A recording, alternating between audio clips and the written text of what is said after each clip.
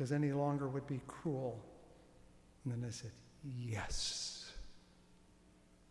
That was my Gabriel moment. I got to be the one to tell my wife she was pregnant. Before home tests were reliable, you still had to go to a doctor's office where you left a sample, and it took a day or two. And it took a day or two, so she was at work, and we didn't want to wait any further. So here's the story you don't know. She didn't call on her own because just 4 months before that, our first child was stillborn. And so she didn't want to hear the news if it was not positive from someone else. So we agreed I would call, I'd get the results, and I'd call her. It was a yes. This, as you know, is the first Sunday in Advent. We preachers have to talk about it. But what can we say that hasn't been said 10,000 times before? So we pondered, gee, what can I say that will be anything worth remembering or listening to? And then it came to me in a flash that if Christmas was about a baby, then the months before it are kind of the pregnancy, aren't they? And that those emotions of faith, hope, love, and joy are common emotions that women and men experience as the baby begins to become more and more present. Of course, if you were a good Roman Catholic 500 years ago, faith, hope, love, and joy would not be on your mind. I would be your priest, and I'd be preaching on death, judgment, heaven, and hell, because Advent was considered a penitential season from the same root as penitentiary. No, it was supposed to be a lamentable time, but fortunately we are willing to expect good things as well as bad things now. Now, who am I to talk about pregnancy? I am completely unequipped to speak about it directly. But I also know that emotions are not limited to one person.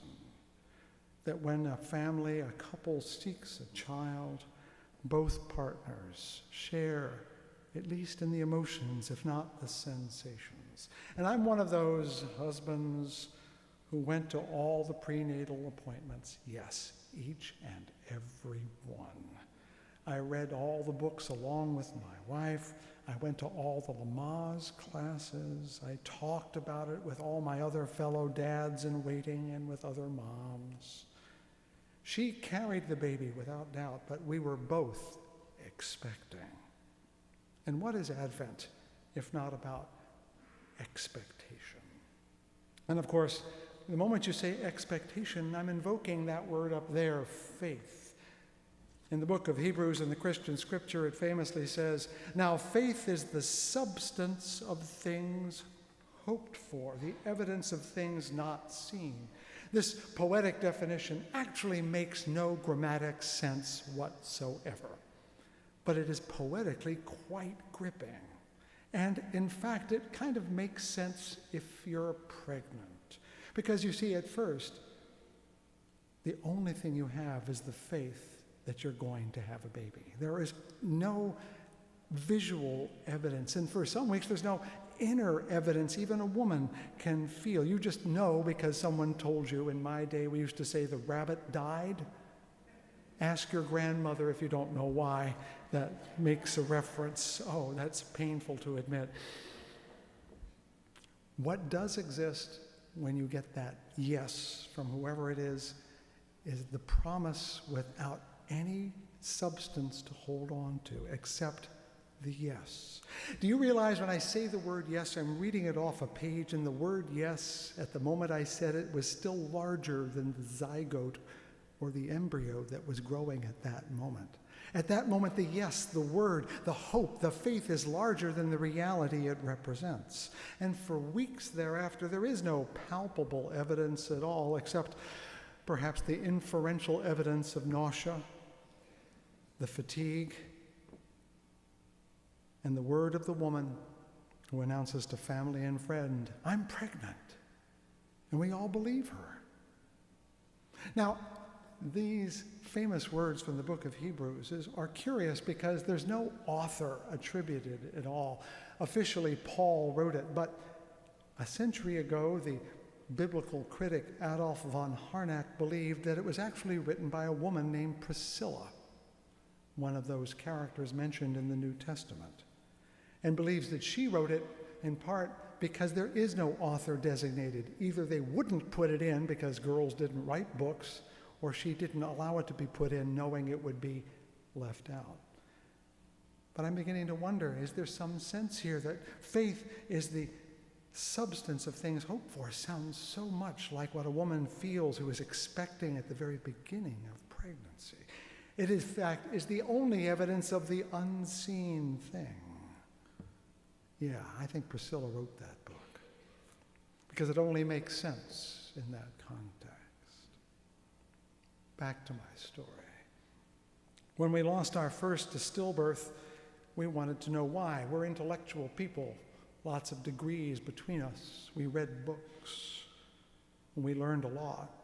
One of the things we learned, a discomforting fact to you, but perhaps a very comforting fact to us, is that we were not rare. Not that stillbirth is commonplace, but that 20% of all conceptions fail to become a baby. Only a very small portion of those are elective terminations. Most of them are what medicine calls spontaneous abortions, what we call miscarriages. And I hate that word because it sounds like the woman dropped something inadvertently. And it's not her at all. It's the reality that 1 out of 5 conceptions will not embed, does not thrive, is unsustainable, or in fact is terminated and comes to a quick end. A bunch of them don't even register as pregnancies. Now, you think this is cruel or odd, but I like Annie Dillard, who observed once that birth and growth, which we value, are ubiquitous and blind. Life itself is so astonishingly cheap that nature is as careless as it is bountiful. With extravagance goes a crushing waste that will one day include our own cheap lives. Think about it. In the spring, the flowers are on the trees, they each become seeds, and not a one of them mostly will grow into a tree. Think of the mosquitoes that breed so abundantly, and aren't we glad all of their eggs don't hatch? Animals have whole litters of children. Yes, of course, we do have one baby, and that sounds like a good economy. What I did not know until this week, let's count eggs, not pregnancies. Do you know how many eggs are typically in an infant girl when she is born? Between 1 million and 2 million. By the time she reaches puberty, that will have withered to 400,000.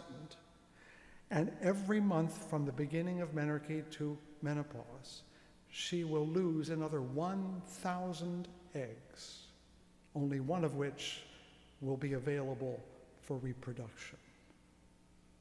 I did some numbers. That means that if a woman releases 500 eggs in a lifetime, and I'm being generous here, the ratio of eggs to available eggs, not even conceptions, is 20,000 to 1. It isn't very economical when you think about it. And let's not even talk about men. Those are measured in exponents. Truly, life is so abundant, it is wasted all the time.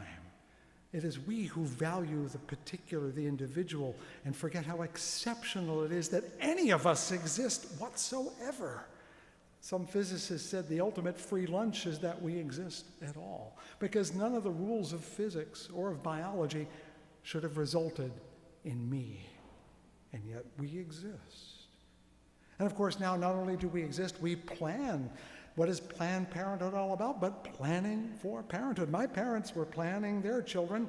I was born, then my brother was born 2 years and a month later. My first sister was born 2 years and a month after him. And my last sister and the last of the children was born 2 years and 4 months after then. Oops.